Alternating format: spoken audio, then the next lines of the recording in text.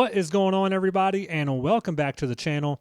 This is Orioles Today, and as always, I am Sean Ferguson. Thank you guys so much for tuning in to today's episode, and if you are a fan of today's episode, please throw the last couple Christmas decorations you have left to take down at the like button, and if you're a fan of this content, please subscribe. Get yourself daily notifications for all of these daily video drops covering all things the Baltimore Orioles. I want to go ahead and get into the first topic on today's episode, and that is continuing to talk about Zack Efflin's return. He has done a couple interviews, including a Zoom interview, to talk about coming back to Baltimore, and it seems like all indications are he was hoping that he will return to Baltimore, and he wanted to from the get-go, but he understands with injuries and the way that he pitched in 2025, while maybe the Orioles were a little bit hesitant on bringing him back, but he is very excited to be back in Baltimore. A couple quotes here from him. One of them is, "These guys wanted me back after missing all those starts and having an arm injury and having a back surgery. I get a chance to go back and show what I really am. That's what I'm really excited for." And if you look at it, Efflin now about 4.5 months in from back surgery, and I believe it put him on the shelf for the rest of the season back in August.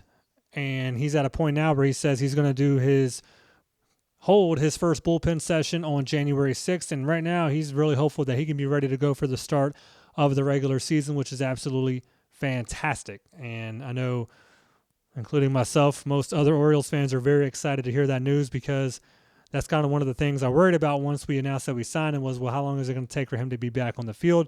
But right now he's trying to ramp it up. He says he feels great, and he's hopeful that he can be ready for the start of the regular season. Another quote here, he said, "I feel better than I ever have in my life. It wasn't a secret or anything. I wanted to come back. I love the guys on the team. I love the staff. I love the front office. It's such a fun place to go to work every day. I think the moves have been great. I mean, you're adding to a team that's already so talented. The moves that they've made, it's a win now thing. We want to win the World Series, and everybody on the team knows that. Clearly, they're making it obvious that we're going to make a run at this thing, so it was very attractive to come back." So it's happy to hear that, and it looks and sounds like Efflin is trying to have his own bounce back year, just like the Orioles as a whole are trying to do as well. They know where they can be and where they want to be for 2026 and beyond. They want to bounce back and really compete in this extremely competitive division that is the AL East, and they feel like they can do that with a lot of the pieces they already have and the additions that they've continued to make, including bringing Zack Efflin back, and it's just a great piece of depth to add to that rotation. And for the most part, it's been overwhelmingly positive. A lot of the different platforms I've seen, and most Orioles fans are very excited to have Efflin back, but it's kind of based on this isn't the last move for the rotation. It's based on they're still going to go out there and sign a front-end guy, which more and more looks like it's going to be Ranger Suarez. So, yes, it's absolutely terrific to bring Zack Efflin back. It's great depth there, but they still need to get that one last piece to go in the front end with Rogers and Bradish, because you can bring Efflin in to be a middle-to-back-end guy on that rotation, and if he can get back to where he was pitching back in 2024, I mean, that just boosts this rotation so much. And he's only 32 years old, so it's not like he's 36 or 37 years old and aging really fast. He's only 32. And, again, he's coming off this surgery, and he's coming off a down 2025 year. So, with just so much motivation for him and for this team. So, the more I look into it, the more excited I am about it. But with Efflin coming back, there needed to be a spot open up for him on the 40-man roster, and that is Will Robertson. Will Robertson has officially been designated for assignment by Baltimore. He hasn't even been, I believe, on the team for a month. He was acquired as a waiver transaction from the Pittsburgh Pirates. He was a guy that was drafted, I believe it was in the 4th round back in 2019 by the Toronto Blue Jays, and he's moved around a little bit. He went from, I believe, the White Sox to Pittsburgh, and then over to Baltimore on the waiver wire, but the Orioles have officially waived him after not even a month on the roster to make room for Zack Efflin on the 40-man. I was wondering who it was going to be. I knew it was going to come over the next day or so to see who they let go to make room for him, and it is one of the two Will Robertsons. And going back to the starting pitching, and again, it's more and more looking like it's going to be Ranger Suarez as the one they bring in. Anything can happen. It's been a crazy busy offseason for the Orioles. It's been really exciting to be an Orioles fan this year. And it could be Suarez, it could be Valdez, a few other guys, Gallen, Amai. We don't know yet. But a lot of the signs and the rumor mill, it's pointing towards Ranger Suarez, which I would not be mad at all. But again, we are still continuing to wait on Tatsuya Amai. I believe he's now 3 days away from his window closing, so he has to make a decision very, very soon on which big league team he is going to decide to sign with. And I know the Orioles were linked to him early, and they possibly still could be. I have no idea because it's been really quiet on that end. It's been more focused on Valdez and Suarez, and I've not heard much about the Orioles being linked to Amai. It's been more the Chicago Cubs. I've seen the Phillies in there. I've seen the Mets in there. But again, Amai came out and said, I believe it was 2 or 3 days ago now, that no team has officially made him a firm offer, and he's only 3 days away from that window closing. So it's going to be really interesting to see where he goes. But like I've been saying, I believe that a lot of these other moves, like some of these top-end guys like Suarez and Valdez, they're waiting for Amai to make his decision, and then the rest of the dominoes will fall. So he has to make his decision by January 2nd. That's only 3 days away, and only time will tell where he ends up. But then it's going to be very interesting to see where the rest fall. And again, I really feel like right now it's pointing towards Ranger Suarez for the Orioles. I believe he would be a good fit, and for bringing Efflin in and then putting Suarez in there as well, I believe this rotation it'll be dangerous by rotating the 5 guys and who they decide to put in that five-man rotation. And right now, if you say you go out and get a Ranger Suarez, it could be Suarez up there with Rogers and Bradish. And then is it going to be Boz and Efflin? And then that gives you a lot more depth because you're still going to have Dean Kramer. You're still going to have Tyler Wells. And then you have other guys that you can rotate as well that you're probably going to have to put in the farm system, like a Cade Povich, like a McDermott. You still have the veteran and Albert Suarez down there. So that gives you so much more depth in that rotation that you did not have in 2025 due to injuries and just talent level as well. And I believe just one more move to add to that rotation, and that rotation is going to be filthy. And it gets me so excited just because of how the bats are lined up right now and what that lineup is looking like. And then you add it to just adding another big-time name that can make such a difference for your rotation in 2026 and beyond. It's really shaping out to be a great bounce-back season. On paper, we have to see how everything plays out and if these guys can stay healthy this year. But right now, so far so good. It's looking good in Baltimore.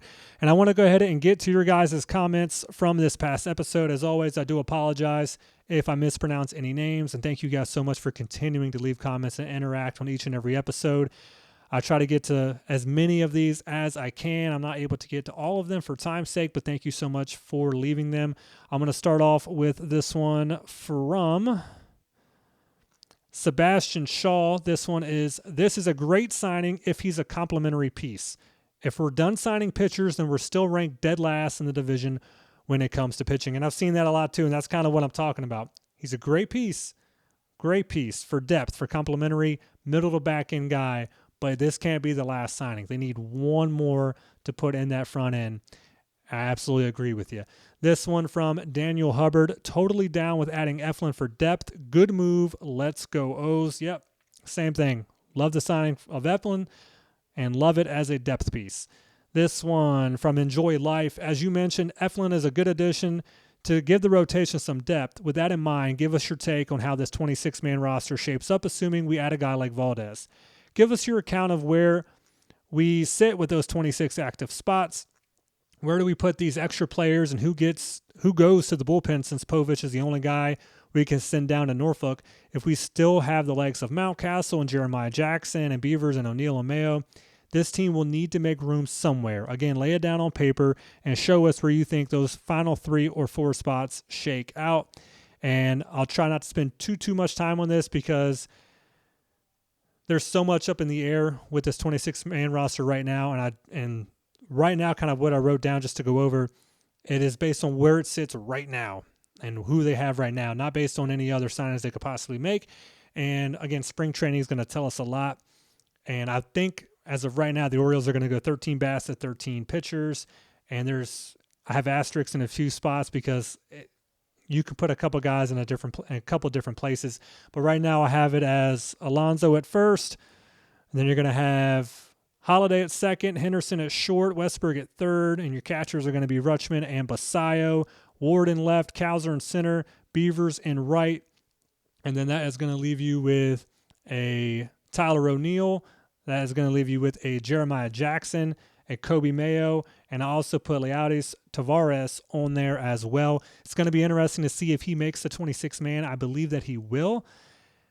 And I've also said quite a few times, and if I didn't say Mayo on there, I don't believe that Ryan Mountcastle is going to be on the team in 2026. I really don't believe so. If they option him down to the minors, he has the option to just opt out and elect for free agency. So they're kind of in a pickle there. It makes way more sense to trade him, even though he doesn't hold a lot of trade value right now.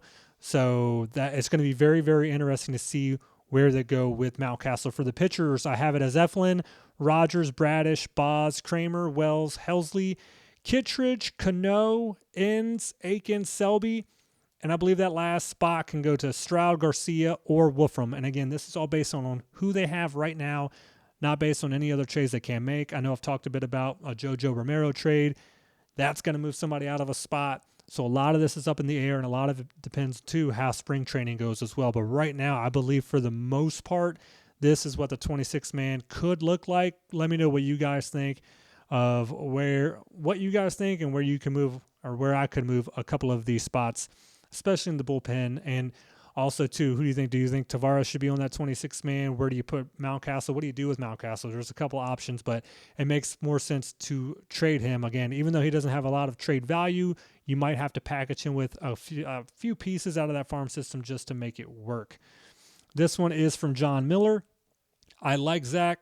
Just hope he can get healthy. Hope the staff overall can stay healthy. And that's the biggest thing is that's what you need. You need him to stay healthy, but that's why you add the depth. And when you continue to add pieces that you can rely on when they are healthy, and if one guy goes down, at least you have guys there now that you can trust in spot starts and in injury spot starts as well. This one from Shane Lucas. Personally, I think this is a great signing. Again, like I said, it's been overwhelmingly positive about this signing, and I'm on board with it too. But again, a lot of people are hinging in on they still need to go out and get a front-end guy to make this trade make even more sense. This one from Grumpy 2026. What's the latest on JoJo? Hoping O's can work a deal for him. And yeah, like I said, JoJo is gone a little quiet of the Romero trade.